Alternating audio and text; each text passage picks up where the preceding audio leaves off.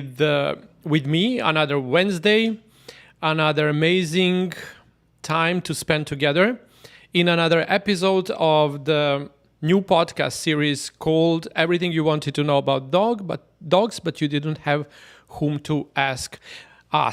My name is Sasha Rees. I'm going to be your host today, and happy to take any online questions aside of ones that we already prepared to discuss tonight with you. So what I'm very excited about is our study that's just about to be launched, like in a couple of weeks from now. We are still accepting everyone that wants to join the study to be part of this groundbreaking research that's actually going to unveil or reveal finally which kind of impact we have in our dog's life. So how do actually our paradigm of understanding human-dog interaction, what do we think it's right? Are we good? What do we think it's right actually impact our dog's physiology? Because the way the dogs behave, it's not because they want to behave the way or they are choosing to behave the way. It's because as a humans as well, they are programmed to do so. So the dogs are actually reactive to the environment where they do live in, and then having a little bit of the conscious choice, but most actually very responding behavior in which we are actually providing them space in time to respond to our wishes, wants, and wills in order to create desirable and acceptable behavior. That's very interesting to understand because we know for facts, for example, here in Miami, the shelters are packed with the dogs that are actually left back to the shelters because they cannot or they did not fulfill the owner's desires or wishes, or develop some anxiety and unacceptable and undesirable behavior that led them to be creating a chaos within the home and little community they have with their owners. And on the other side, the owners respectfully choosing to give away their little dogs because they don't know better. All of this wouldn't happen if, and that's what the mission of the Pure Love and Harmony is, to provide a knowledge and paradigm and to provide an understanding how to properly care for dogs and how do we bring this wonderful world of human-dog interaction up to a long thriving. So how do we create this implementing the Pure Love and Harmony Wellness formula that's combined from three components. So the communication level is how do we create an environment in which dog respond to us in a way that's in the way that we were gonna say, oh my God, my dogs behave perfectly. The second thing would be how do we properly feed them? What's the purposeful and proper nutrition for our dogs, and finally, how do we care for their coat? So if all of these three pillars of caring for the dog are in line, we can say that relationship with our dog can be long-lasting in both well-being of the humans and the animals. So I encourage you to follow the links that we're going to provide on each of these platforms like Facebook, Instagram, and YouTube. And it's about like a little more in details about what the study is about, like what do we want to research and how do we going to research about this, and then what is the outcome of the study. What will be we don't know what the outcome of the study, but actually what's the why we are doing the study? It's because we want to trace human-dog interaction influence on dogs' physiology and dogs' body. How are we going to find that out? Because we're going to do like a mineral code test analysis on the beginning of the study. Then we're going to put the dogs in two groups. One would be a study group. The other one would be a control group.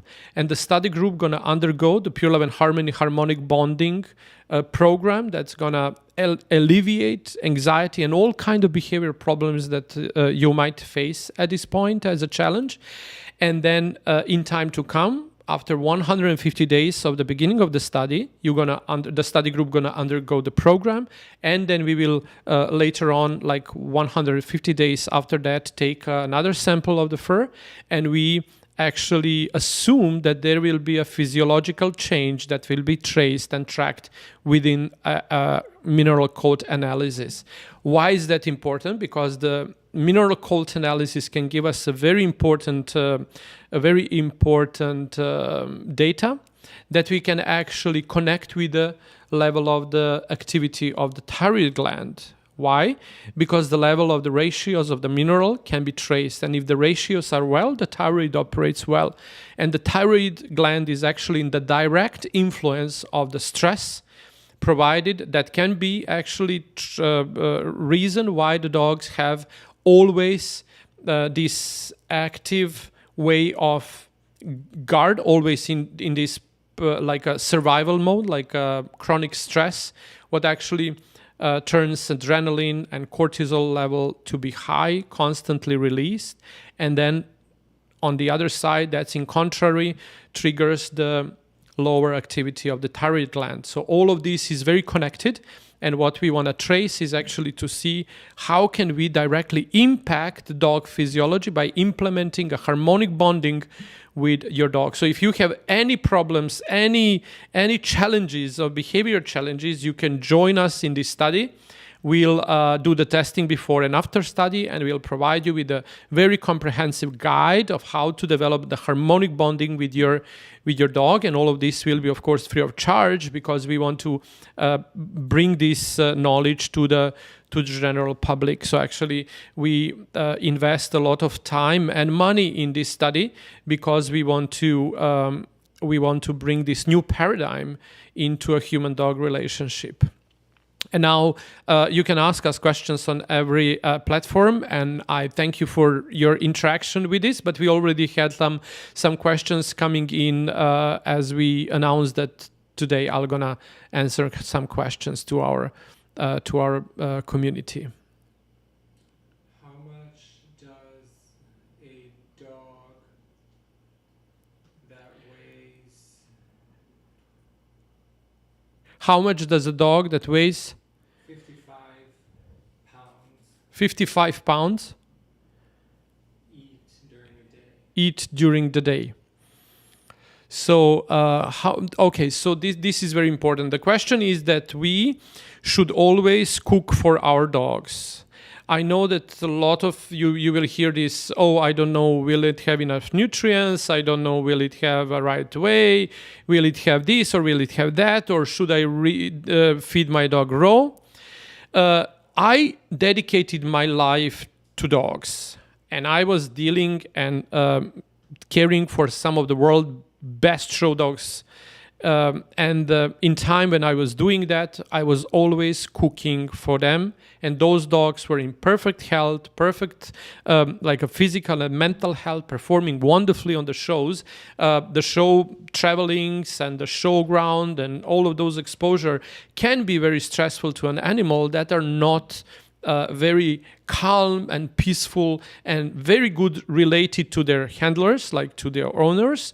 And if they do not develop this so-called like very positive attachment, then it's kind of like it can be very stressful for an animal. So the cooking for the animal is very important.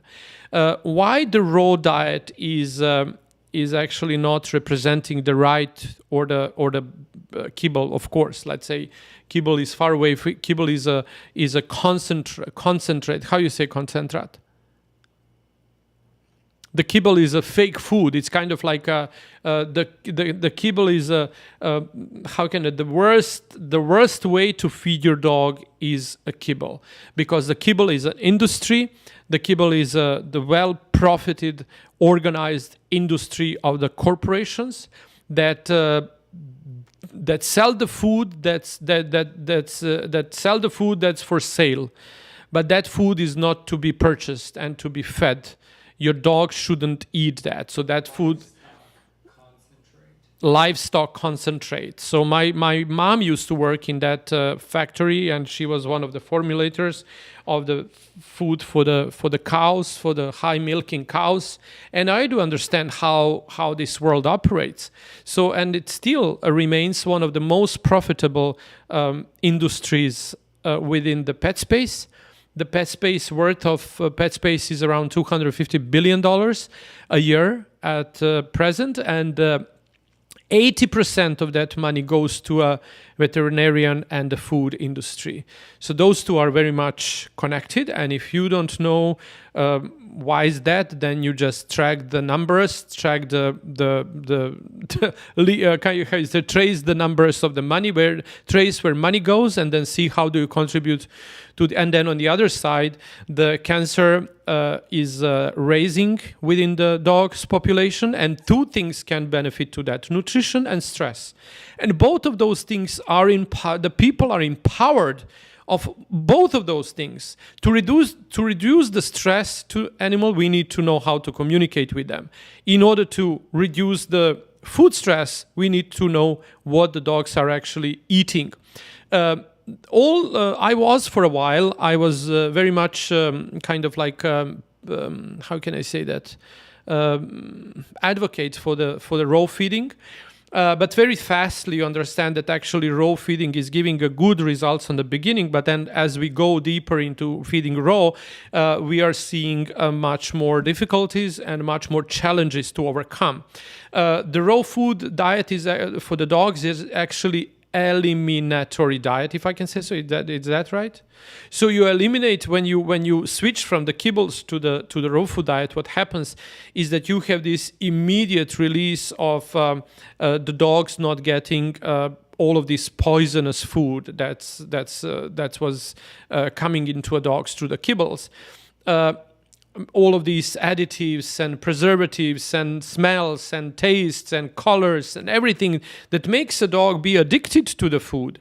All of that, when it gets cleaned from the body by getting a raw food diet, then the dogs are actually experiencing and showing much bigger sign of relief and happiness. But that's again that feeding can be seen as eliminatory diet, where you eliminate everything that dogs might be allergic on, and then the body on its own heal itself through this.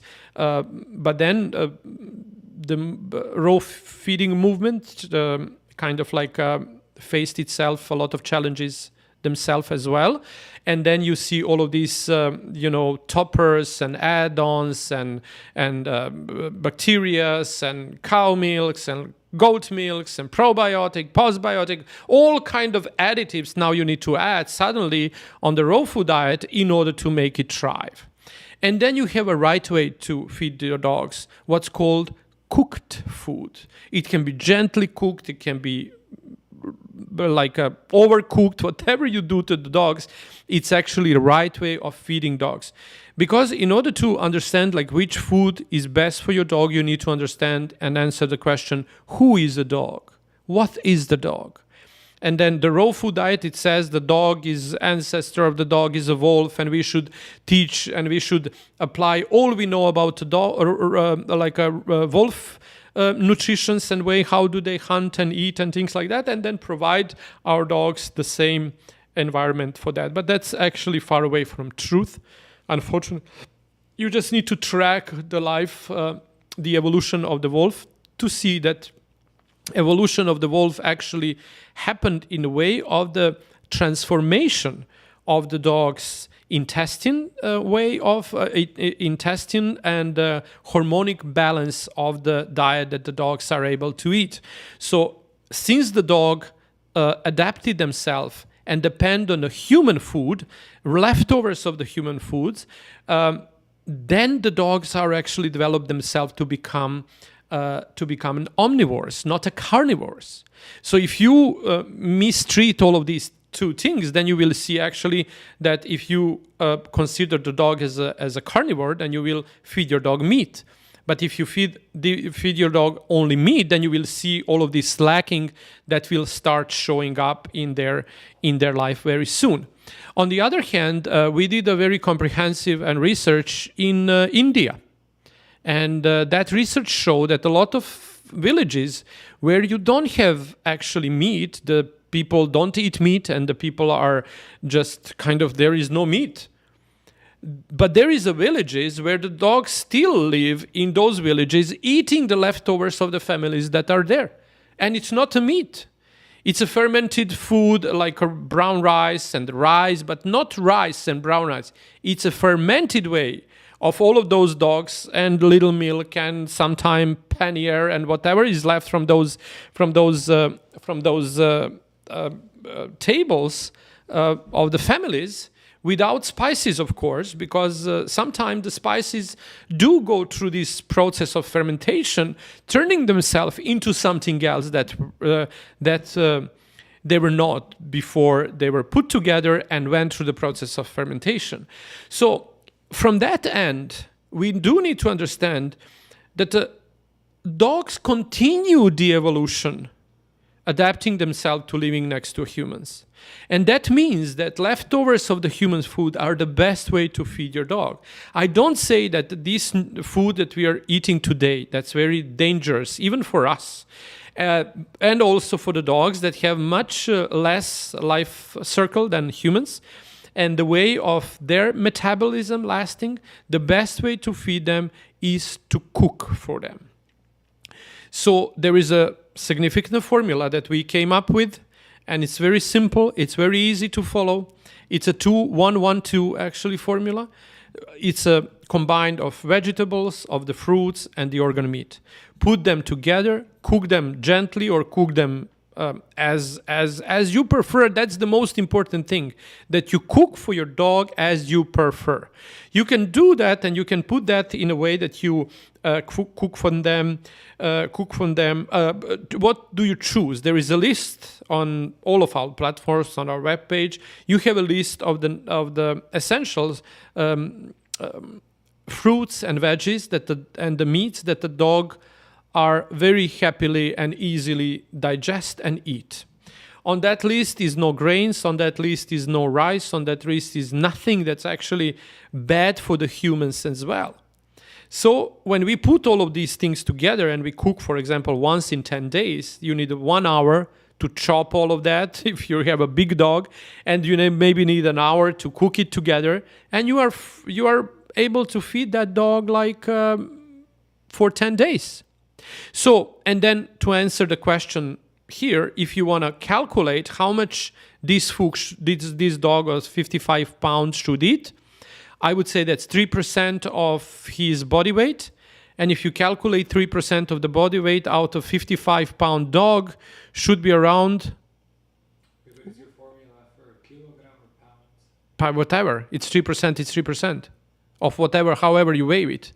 If you weigh it of kilograms, then it will be in kilograms. If you weigh it in pounds, it will be in pounds. So the dog of 55% times 3 equals 1.75, right? 1.65.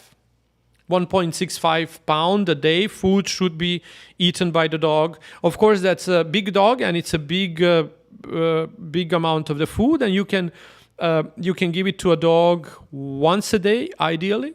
But if the dog has some problems with the feeding and digestion, should be good to split in 2 parts and don't have less than 8 hours in between the meals. That's also important, because fasting is also very good for the dogs, as is for humans, because allow them to digest everything in peace, to digest and recover and recuperate also fight any problematic cells that might appear. The Nobel Prize winner, the Nobel Prize was awarded for the discovery of intermediate fasting benefits.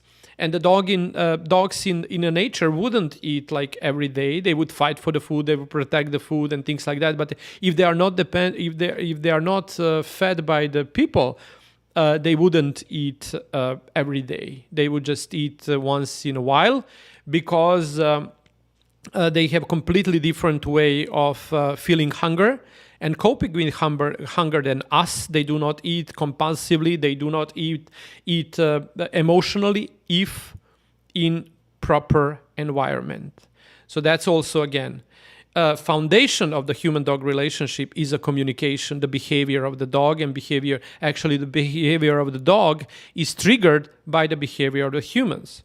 So we don't hold it in a pure love and harmony system. We don't call it behavior, we call it the communication. So the way the humans communicate with their pets, providing an ambience, providing an environment in which dog respond with their language, with their part, in the wonderful way of positive behavior, acceptable and desirable. Otherwise, they would just react on whatever circumstances we create. And oftentimes, it's a very emotional and unorganized way of human interaction with dogs that leads to a dog's anxiety. So again, and then the dog wouldn't eat emotionally and compulsively if in calm environment. So again, the way how the dog cope with hunger, it's completely different than ours, and they can use it to manipulate us. And oftentimes whatever happens there, like you have this free feeding because they should eat when they are hungry, and all of kind of those things leads to a lot of different behavior challenges and problems. And I invite every one of you who has these ideas about, oh my God, my dog is perfect, and all of this, what he does is just a way of he's telling or she telling me how they are stubborn, or it's cute, but I can handle it. It's not well, but I can deal with it. To do this and assign yourself to this study and see actually how this really impacts their life. Because one is our perception, and one is a result and outcome when we dive deep with an idea, not to look the minerals, which kind of mineral status is, and how many calories they need to eat, and those mineral test of mineral analysis. It's it can provide you data, but if you don't know what to look for, you are kind of you're faced with a lot of numbers and their ratios, and you can search for them like very linear. But if it's not like that, we had an amazing team of the experts that gonna dive into that, and all of that is free of charge. You just need to join us. Okay, that was a question answered in a lot of words.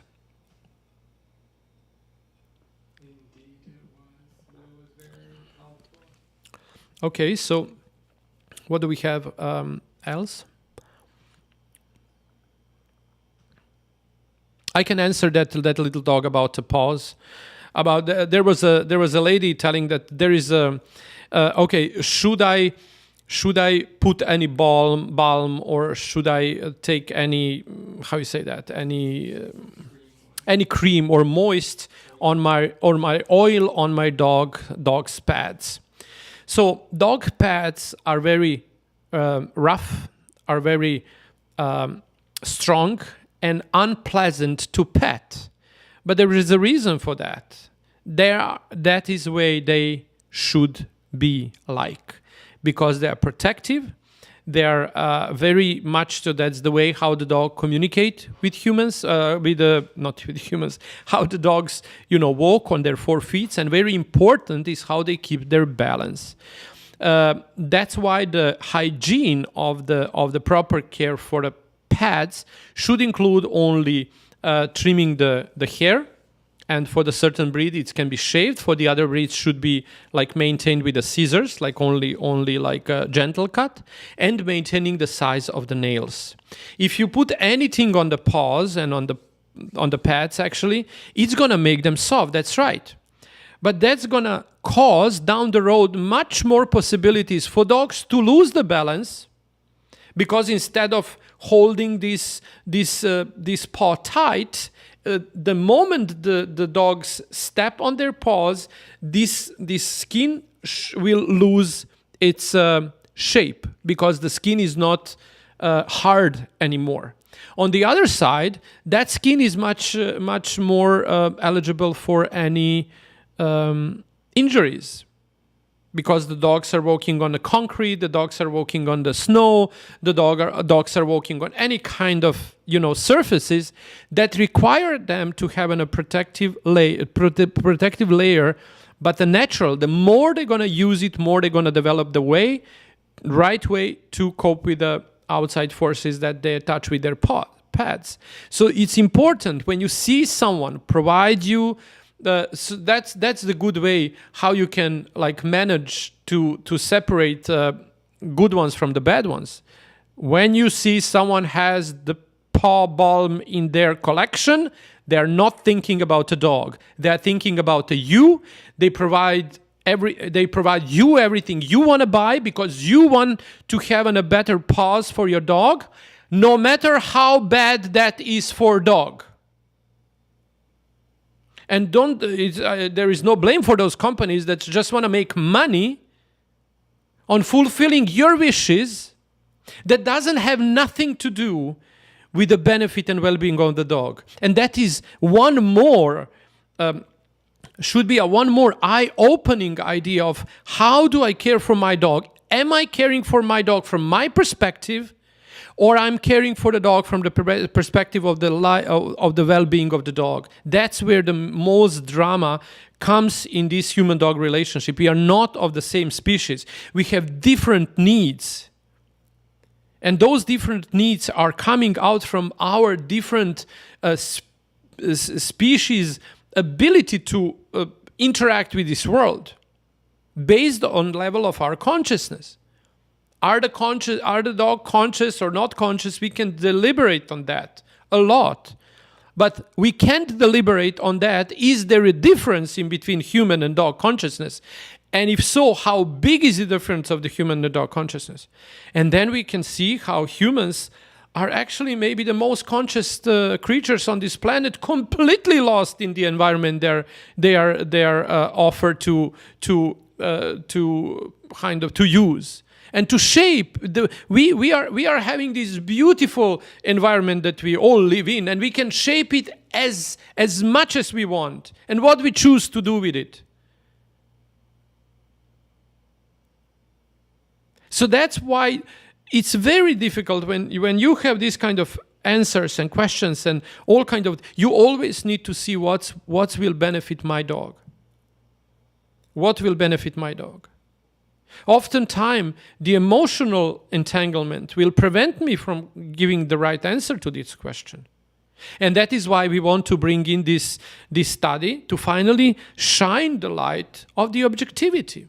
That doesn't depend anymore on my opinion, it depends on the objective science that can give us an insight of what's going on inside dog's body. Not connected to a mineral linear analysis of how many calcium is there and how many magnesium is there and which magic pill I need to take in order to fix this. There is no magic pill to do that.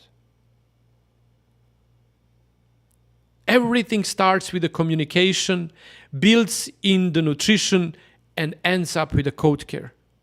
That pyramid is an essence of the human-dog interaction. It cannot be separated.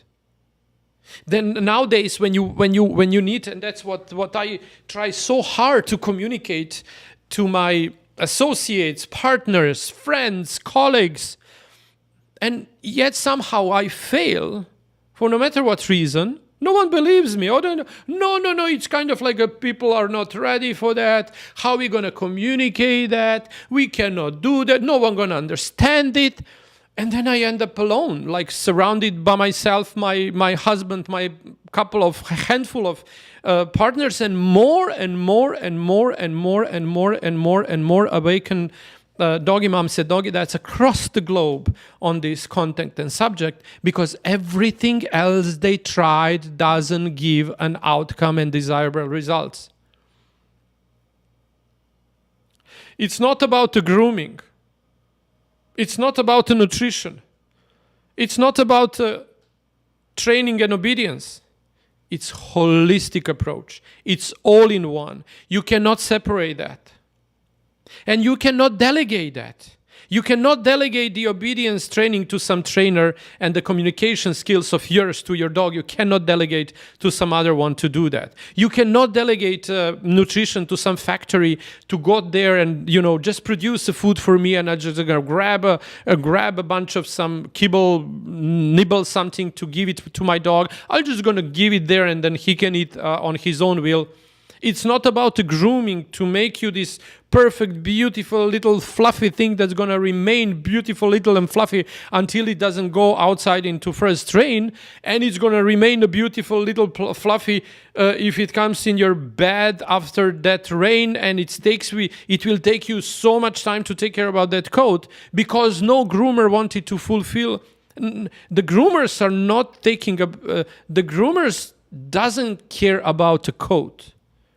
Because they care about the coat in a way, because I did the same. I was not interested in the coat care for the well-being of the dog. I must be honest. I was interested in the coat as a canvas for my artwork. I wanted to show how beautifully I know how to make the beautiful grooming that I was paid to do. And I created a more drama with that to the dogs than I actually helped. Because it's not about the grooming. It's about the coat care. And those two things are completely in two separate directions. Because when the people come to the grooming shop and say, please, can you just make it short? And the groomer, no, you shouldn't go short because, or the other, and they would say, okay, don't, because you have people that cannot confront. And I would say, okay, make it the way you think it should be the best. And then the groomer makes a beautiful, some beautiful shape. And then you go home, and then the people take a scissors and make it so the dog can feed their lifestyle. So that's why this separation of the dog care essence in the three different categories should be united in the expertise of one person, and that should be an owner.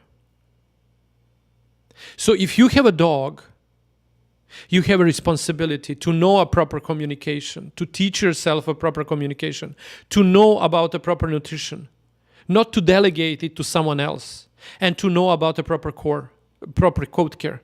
These three things should be done by you. Oh my God, I don't have time, I have money, I can pay to someone to do it. Yes, you can pay it. But it's not good. It's not good for you. It's not good for your dog. It's not good for your relationship. I don't say it should be done like on a daily basis. You need to do it one in 10 days. Hour, 2 hours max. If you do it every week, it's not even that long. And I see that our world actually transcends this delegation to the industries. Oh, you train my dog. Oh, you cook for my dog. Oh, you groom my dog. And I'm going to just be beautiful and I'm going to pet him. It's not working, people. It's not working, people. Like you have every single year, you have more and more packed shelters all over the place. You have more and more dogs get euthanized every year because the crowded shelters. And only reason why the dogs end up in the shelter, because the people doesn't have money to pay all of these delegations. They doesn't have money to pay the trainer. They doesn't have money to pay the food. They doesn't have money to pay the groomer. They don't need the money to pay nothing, all of that. They can do all of that themselves. On a much more beneficial level. But they just need to know. They just need the proper information, the proper tools, the proper techniques, and the place to do that. And that's what leads us into a life of pure love and harmony, where everyone is respected. And then once you understand that, how important it is for you to understand the language of your dog, to cook for your dog because that's best for them, and to care for the coat, take care for their coat up to much of your ability. Even if you don't want to groom them, you should care about your coat in between the grooming and schedule the groomers as much as you can or want until you do not learn it how to do it. What if someone has a disability and they can't? Of course, there is always a reason. If okay, let's say person with disabilities, that you cannot do it yourself, but I don't think so, then you leave yourself. There is someone that cares for you. And you don't need to have a golden doodle of the 55 pounds. That requires responsibility and awareness about, again. Maltese or Pomeranian or Shih Tzu or some small breed for the people that can fit in their lifestyle and environment, and also will require some nice way of interaction with the human and with the owner for the well-being of the dog. Again, I advocate for all the people, these emotional supports and all kind of things, like they are just a sidetrack from the real problem. Because the real problem is in raising the consciousness about how I myself can heal myself. Not to delegate that to my dog to do it instead of me, because it's impossible. The dog won't be able to do it, but it will sacrifice itself for doing it instead of us, for us. The same way like children would sacrifice themselves. And there is always a way, and I think the industry should switch into do it yourself, do it with you, and do it for you. And that's where you're gonna get this amazing opportunity to have it cheap if you're gonna do it yourself, to have it a little more expensive if you're gonna do it with someone, or to pay a chunk of the money for to be done for you.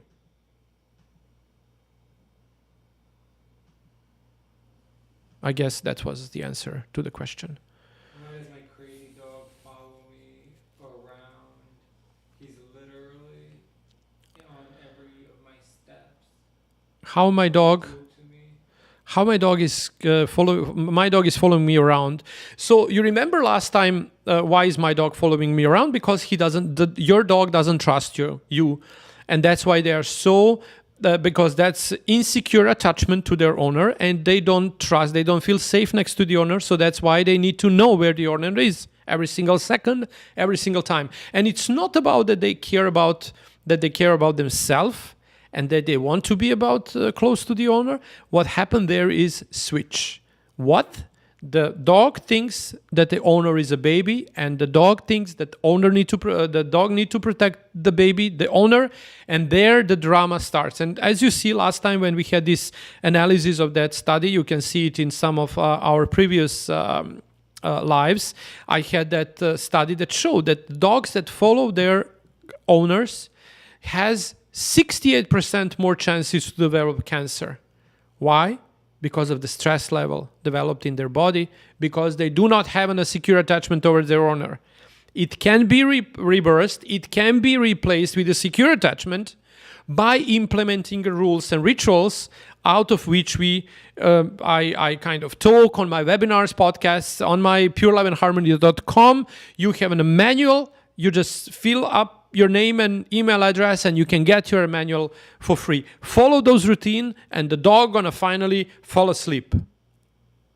And then you're gonna do your job, and dog's gonna do their job. And when you wanna play with the dog, you invite your dog to come and play. And rest of the time, the dogs are like babies. The dogs are actually wolf babies, and like every single baby, 70% of the time the dog should sleep. But not sleep out from depression. Sleep out from serenity. They feel safe, they feel serene, and they sleep. Does that make sense? Do poodles need to eat bones? Do poodles need to eat bones? Always when you have a cooked food, I always suggest give that dog a bone. That was a book of the guy that actually invented that raw food diet. Give the dog a bone. Yeah, the dog should eat the bone, and the dog should have a bone like once a week. I give them a raw bone, and you want to have a bone that the dogs can chew. So no bone is dangerous for dog if it's raw or it's dry, if you make it dry. if you make it dry in your oven. But don't give to a dog cooked bone. That's very important. No cooked bone to a dog. And otherwise, you can give them one bone a week, and that will be completely compelling, because they are good for the minerals, that they can get it from that bone structure, and also the bone marrow, and it's good for a lot of things as well. Again, I need to tell you that there are dogs that live in India that never saw the bone because there is no bones. Like, they will take a bone as a scavengers once and if they find dead animal. The dogs are actually known that they are not killing animal for eat. The dogs wouldn't kill. The dogs are selected through the centuries and centuries and centuries, and that is why they cannot hunt their own food. They cannot hunt their own food. They will kill the animal and they will leave it like that. They don't know what to do with it. Because that's initial kill, that bite to eat after killing, is something that they were like selectively bred not to have. Because there was to hunt and to leave, or to grab it and bring it to the humans. Dogs does not kill to eat. They will kill the animal. They will maybe play with the animal. The animal would be all over the place, but they didn't kill it to eat it. They killed it to chase it because they were chased. It's a chicken, it's a rabbit, it's a mouse, it's a little bird, but they didn't kill it to eat, and they won't eat it. Over and over. When you see the dogs, I was part of the expeditions that were expeditions. It's experimental watching of the stray dogs in Mexico, in Bulgaria, in Albania, in Serbia. And when you are around those dogs, you are actually on the garbage, on the bins, where are you? Landfills, right? And you have your little tent there, and you sleep on the garbage. And then you observe the lifestyle of the stray animals. And then you see how the packs of the dogs are formed, how do they live, what do they eat, which kind of interaction happens there. And once you understand, that is where you do learn about real dogs. It's not a wolf, it's a dog. It is the same species still. It's how they call it, like modern science tends to incorporate the much more common language in explaining the dogs, because the Latin name for the wolf name is and for the dog the Latin name is Canis familiaris, or the Canis lupus familiaris. So we have a Canis lupus lupus and Canis lupus familiaris, means that they are much more alike than not alike. But where the separation in the evolution happened, it's not that the species separated it itself, no. But one little species tend to develop, just a second to see, I was just kind of like, just a second, give me 1 second to see what's the name of that, what's the name of that thing? Just a second. Evolution of the dog with the Rape Coppinger. How does he call this? He called it, just a second. Okay, it's called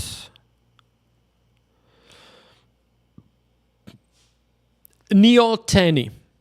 Neoteny. How would you neoteny?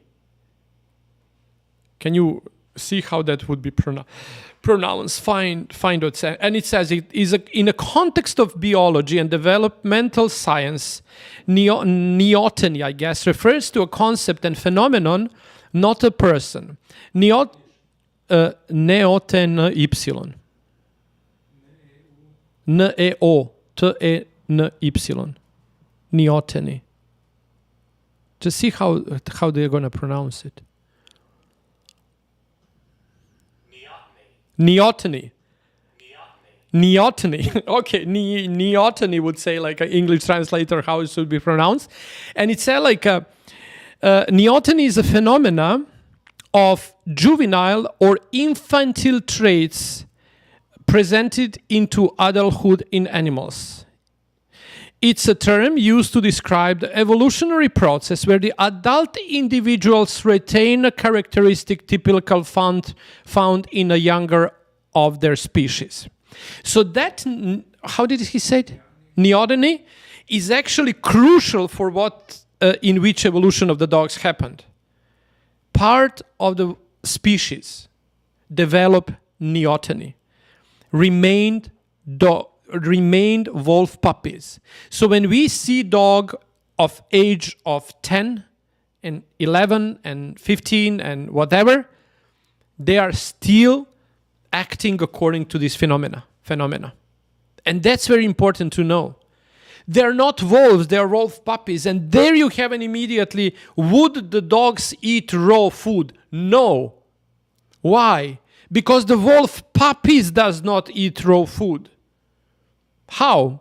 But the wolf puppies eat what mother brings them back from hunt, half digested in her stomach, and then vomit in front of the puppies. So it's already half digested. It's cooked. That's where all of this knowledge about the dog is important. My late mentor and very big inspiration and Ray Coppinger, he said like, no science is interesting in the dog. The dog is left there alone. Not the veterinarians are actually interested into dog itself because it's a domestic animal. That's why the biology is not looking at them, because the domesticated animals are living their life with influence of the humans. So we biologists wouldn't develop themselves being interesting into domestic animals because no one is reading and searching and developing psychology of the cow or the behavior of the cattle or the behavior of the chickens. But you have observation of the eagles and observation of the crows, and observation of all kind of little twitters and things like that. But you don't have an observation of the chicken, behavior of the chicken, because a chicken is influenced by the humans. So the dogs pay the price of that. It's not food. It's not a animal of interest for the human consumption. So the accurate biology, you really, for people to be really interesting, to dive into let the dog be understood as a species with their own needs and consciousness about the life and environment in which they thrive and survive. You don't have a lot of people that are scientifically being interested. You have a wonderful, and I also worked really close, our academy worked very close with them. It's Department of Etiology of the University in Budapest. They have entire department that deals only about observation of dogs' behavior.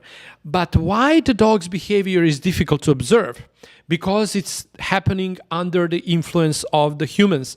And we don't know, actually, what means and how the dogs behave if there is no humans around.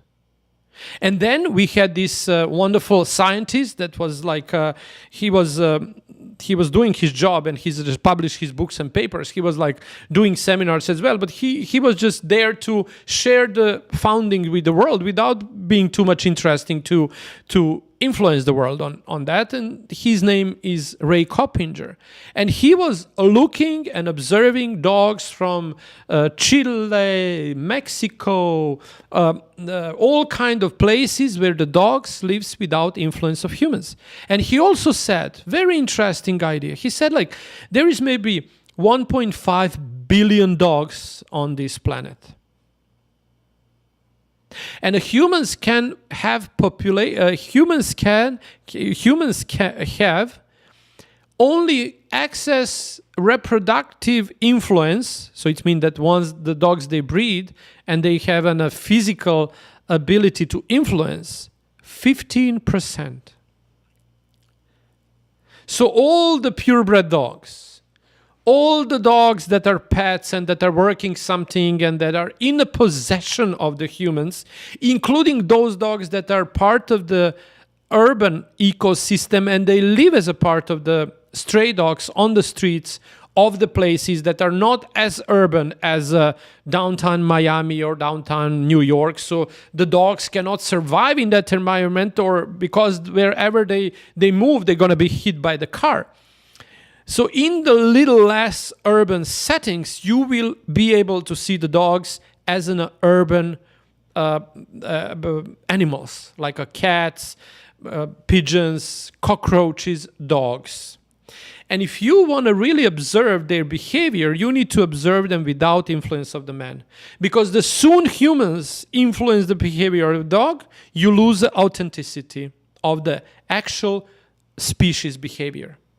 That's why we have such an unclear field in how to care for dogs properly. Because the foundational questions are not answered. Who is the dog? So, to get back to the question about this idea of how do I care for my dog that's following me all over the place, understand the dog, and implement fundamentals of human-dog communication.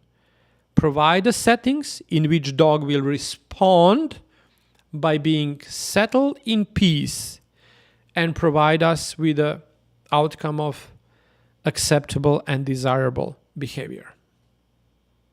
If my dog runs away, would he come back? If my dog runs away, will he come back?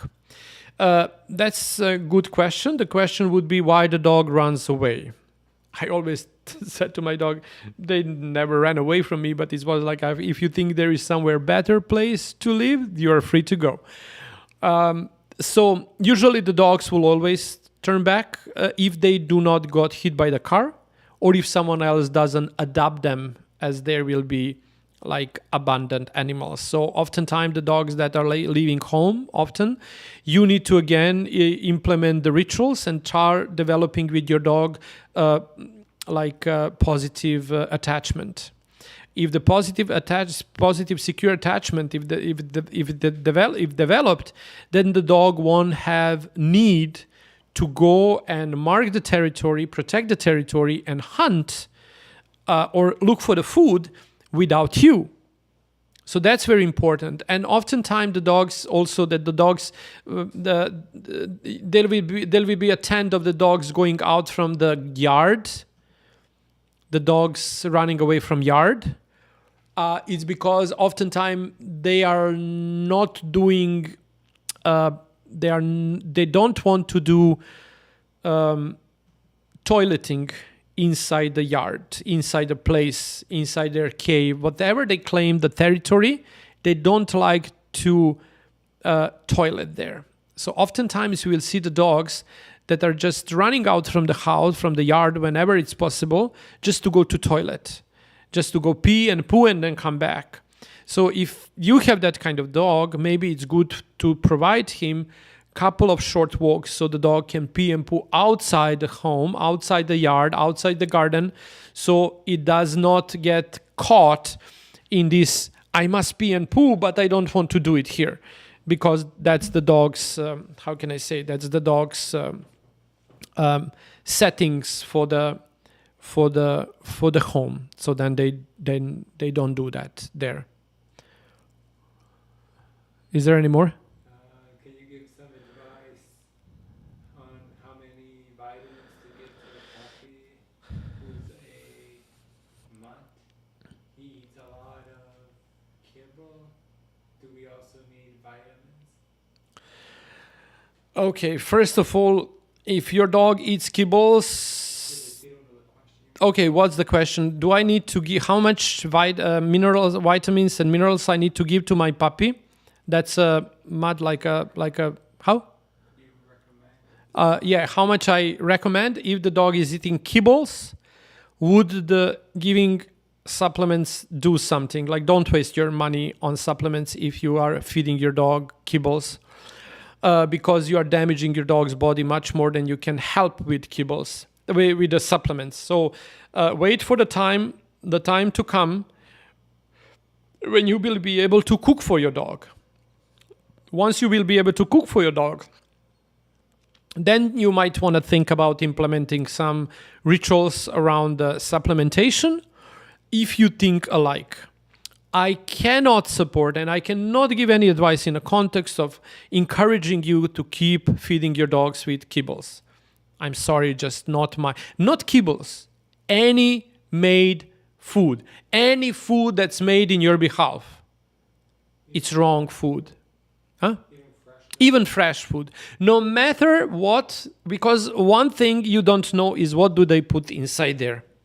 There was a dog of my former partner that when we were starting and developing all of this concept, and we tried to work together implementing and incorporating this code testing mineral analysis, and then we did code analysis of her dog.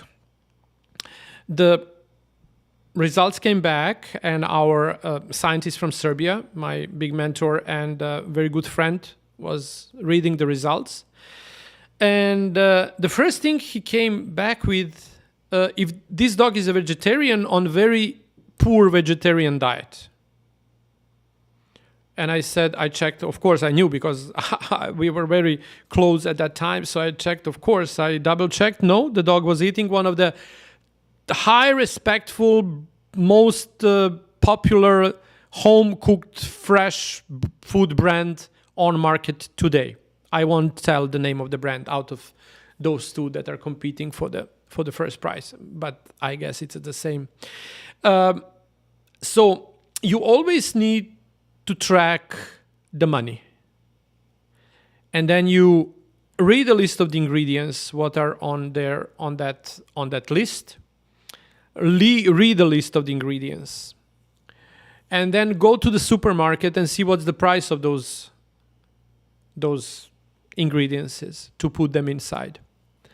And then you compare, and then you will see how much you pay. Company that's already like a corporation that has people in HR, in all levels, in all tiers, top management, executive management, holding management maybe, production, facilities, electricity bills to pay, all kind of prices to be paid, shipments of all of those ingredients, to cook it, to spend some time and labor force to do.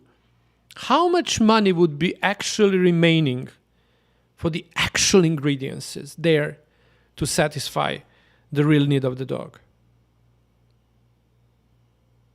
I see that actually the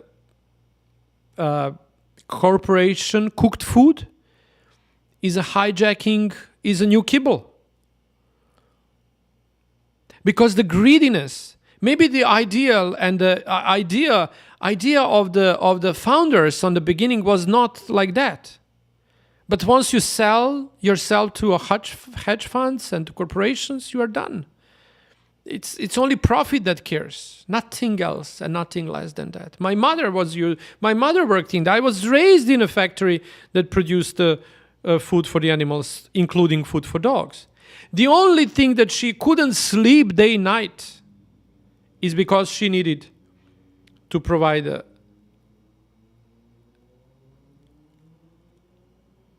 taste, color, preservatives. Because in order for dog to want to eat food, it need to be tasty. The taste, if you are not getting it from those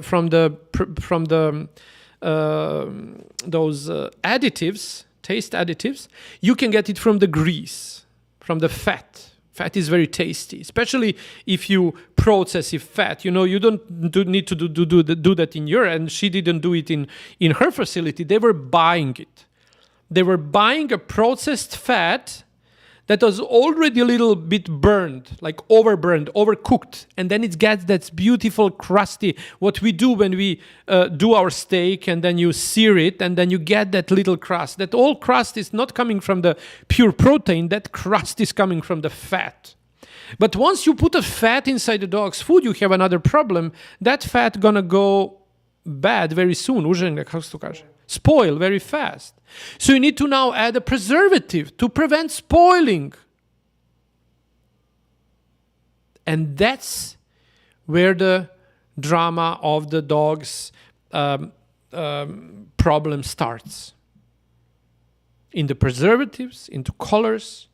And she always said, I know I can't do this. I'm not able to do this because it's too much corn. It's too much rice. It's too much all kind of fillers. And I still need to maintain one thing that she's asked from the shell corders. No, you can't do that. It's too expensive. It's lowering the profit. You can't do that. You can't do that. It's lowering the fucking profit. That's the only problem that they care. You can't do it because it's lowering the profit. Next question. One more, and then I can let myself go, and I can let you go.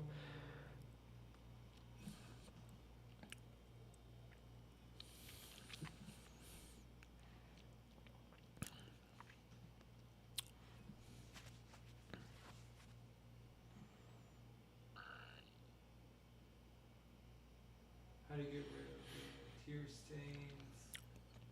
Okay, the very popular question is how to get rid of the tear stains. So it's not about the tear stains.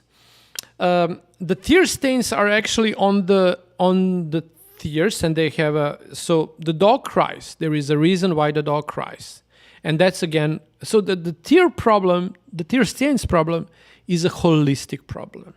It's a problem of the anxiety. Because of that, dog cries. So because of that, the dog would, when anxious, the dogs would do a couple of things. They would pant, they would sweat, and they would cry.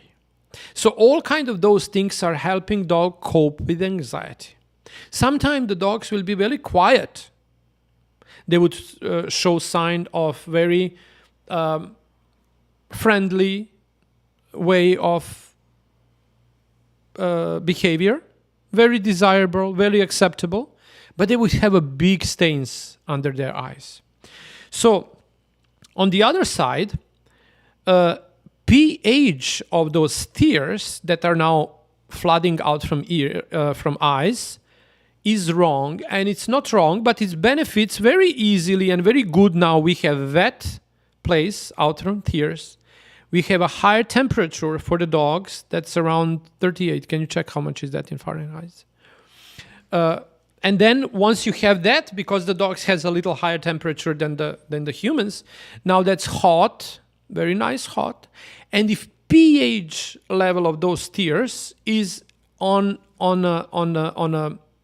toward the radiance of acidity, so it's mean lower than 7 pH. If it's lowering to that, then it's a perfect place for the bacteria to develop themselves. And then you will see the stains are actually proof that the bacteria colonies of bacteria are developed on the tears that are actually colorless, like our tears. So what you need to do, you need to bring in a holistic approach to this. And what's a holistic approach? It's again only three-way, the Holy Trinity. Communication, implement the rituals, download the free Doggy Mom manual, Doggy Parent manual from our webpage, pureloveandharmony.com. It's a free. You download it, you have a couple of pages, maybe how many? 11 pages, 10 pages brochure, and everything is explained A to B, A to Z. What to do, how to do, and you just follow. And that's how you lower the anxiety. Then, if you are not cooking for your dog, start doing that day before yesterday. Find the recipes. If you can't find the recipes, we are preparing our cookbook. Will be finished by the end of the year. But on our platforms, you have a lot of recipes about what's the best way to cook for your dog. And then add the probiotics, for sure. Because what you want to do is you want to, even if the dog cries and the tears coming out from their eyes, you want to have them be in the right pH value, so they are not welcomed and they are not good surface to develop the bacterial infection. So you need to add probiotics to your dog's diet. And it's very important to use probiotics for the dogs, because the most expensive human probiotics might be very dangerous for the dogs compared to the most cheapest and most average probiotics for the dogs. Because sometimes the probiotic bacteria that we are taking and the dogs would get delivered inside their intestines, if it's a pill for the humans, might actually damage the right colonies of the bacteria that are in need for the dog's proper digestion. Not only that, but what happens there, oftentimes, if that we give a pill with the human probiotics, and then it reaches the intestines and it starts developing, and not only develops from that little capsule, it's killing the great and good bacteria that are actually good for the dogs and making much more. And then you need the time and time and time to get rid of those bacteria. And it might be a lot of other ways of, coping with that. But it's what I wanted to say here. It's no matter what your problem is with the digestion, if you choose to give and a veterinarian tells you maybe just give your dog the probiotic, be sure that you use the probiotic for the dogs, not for the humans. And the other thing would be, so those are the three things. So lower the stress so the dog doesn't cry. That's when the dogs cry a lot when they enter the freeze mood into dealing with the stress environment. So the freeze mood means just shut off. And they would behave like a zombie. Like a lion in a cage that performs whenever it's asked to do so. And that's oftentimes due to training techniques. A lot of training obedience techniques will, how you call that? Slomiga, slomipsa. Break the dog. Do what I told you to do. And in that breaking, the dog actually chews. Because why? Forced against his will, dog feel threatened. And it can be a force. By the chain, by the prong collar, by the e-collar, whatever. So every single time when the dog is faced with any fear or any unpleasantness, they can choose three things to do. And it's nothing to do with their will, it's to do with the brain. And what are the three things that are triggered by the hormone? The moment the dogs feel uncomfortable, he will be in a stress state. Why the dog is in a stress state? What happens? The adrenaline hits in. When the adrenaline hits in, the next hormone is called to hit in and create an action. It's a cortisol level. So the cortisol level shuts inside the body. It lowers the immune system of the body, and now the body can react. What are the possibilities of reaction according to the circumstance? Is three. And why? Then the brain needs to be completely cleared up to make a decision which of three. And what are the three? Fly, run away, freeze, or fight. So first, every single animal in the world would run away if they can. The dog can't do that because they are on a leash. They are not developing aggressivity because they are in a state of shock. What are they doing? They choose to freeze. And you get a dog back from the obedience training, obedience training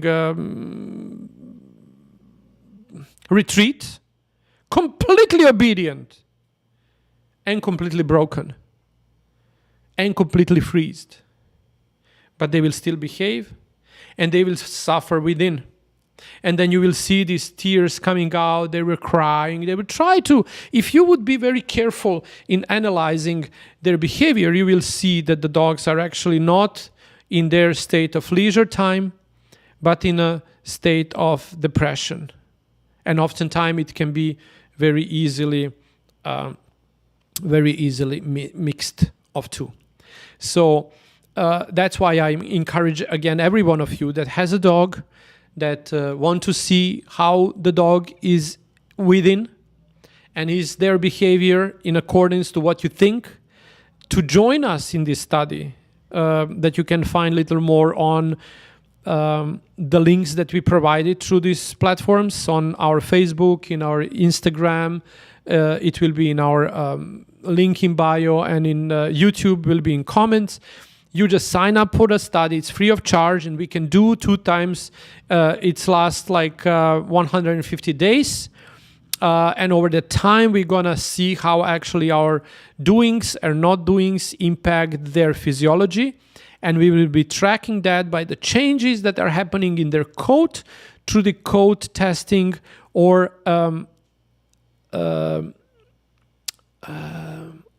hair mineral analysis test that's going to show us the level of the stress that the dog is exposed to, regardless what we think. It's his happy it's his happy dog, it's a lazy dog, it's this dog, it's that. Everything of that can be a sign of choice that the brain of the dog is made when exposed to a threatening state. No matter what this threatening state was, the dog perceived it as that, right?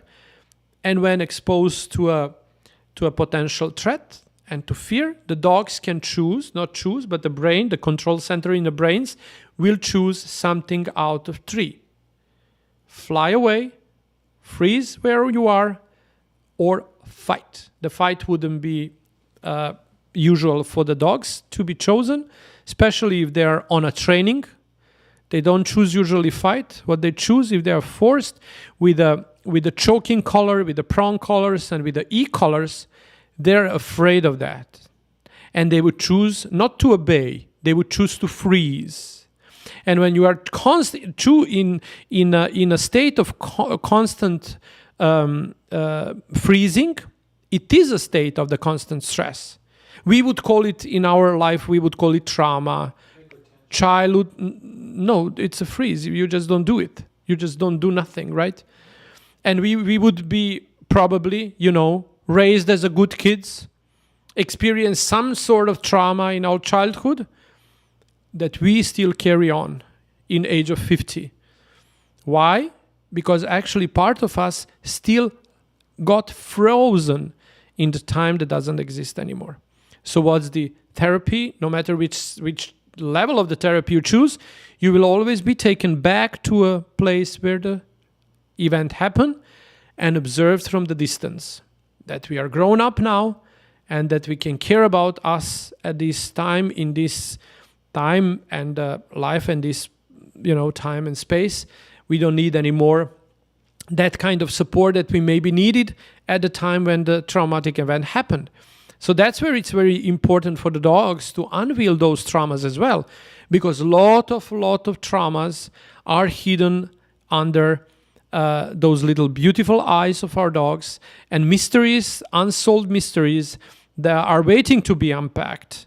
And this is a way, our study is a path to that. And I want to give all of you an opportunity. There is like 15 days more to sign up for this. If you can't find the link, just DM us from no matter which platform you are watching us. We're going to be happy to provide you with the link. Only you need to sign up, follow the instructions 2 times on the beginning, on the end, send us the code testing. We're going to test it. You're going to get a comprehensive and all-encompassing free evaluation of those tests on one end, and on the other end, we're gonna, if you are selected to be a study group, you're gonna undergo to harmonic bonding behavior program to calm your dog, to alleviate anxiety, to fix the behavior if issues, if any, and then we're gonna check a code again and see, the study is aimed to see, is there any physiological changes that are impacted by changes in dogs' behavior that are on the other side impacted by us as owners. Okay, I think like this is a great place to end. Thank you so much for your kind comments. I think YouTube won this time, like the most comments came from YouTube. But thank you Facebook and thank you Instagram for your continuous support. And then see you next week, 9 p.m. Eastern Time on Wednesday on all of these platforms in another episode. Everything you wanted to know about dogs, but you didn't have whom to ask. Thank you so much and have a wonderful